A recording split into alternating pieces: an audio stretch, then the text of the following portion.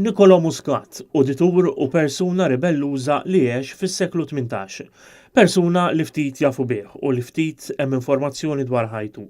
Iżda il-professur Franz Ċappara iddeċida li jeleb dawn l-isfidi kollha u jagħmel diversi snin jagħmel ir-riċerka fuqu. Il-professur Ċappara tul dawn l-aħħar 25 sena ta' riċerka dejjem kellu l-ħsieb li jirrikonoxxi persuna li kien magħruf l-aktar bħala sempliċiment avukat Malti, iżda din kienet biss parti żgħira minnu.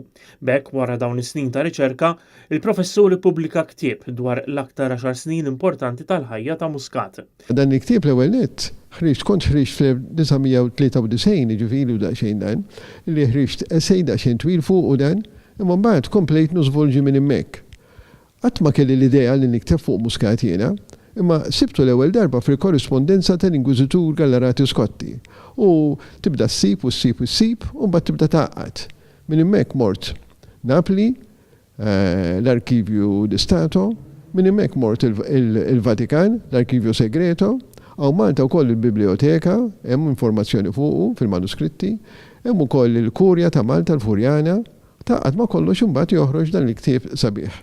Minkejja żminiet li kien jgħix fihom Muscat kellu kuraġġ kbir u ma kien iħalli lil ħadd jiddeċiedi għalih u kontinwament kien jiġġieled għal Malta ċivilizzata u bekk kien totalment kontra t-tortura f'pajjiżna. Wara li Muscat kien ħareġ ktieb dwar l-ideat tiegħu fuq Malta u kien intagħżel bħala l-Avukat Ġenerali tal-Gran Mastru Rowan u wkoll bħala wieħed mill-udituri tiegħu.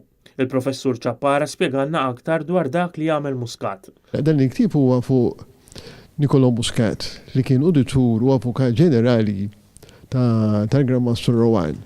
U l-iktar li jgħat il-ktieb fuq l-idea li kellu da Muscat li jifret il-Knisja mill-Istat. Ġifieri kull ħaġa li materjali, temporali, dak jidħol għalija biss l-Istat. Affarijiet oħrajn huma spiritwali l-Knisja. Din kienet l-idea prinċipali tiegħu ta' dan il-bniedem. Matul ħajtu u ta' importanza b'mod speċjali l-fatt li l-Knisja għandha tieħu ħsieb affarijiet li huma relatati magħha filwaqt li affarijiet oħrajn għandhom jitħallew f'idejn il-gvern tal-pajjiż.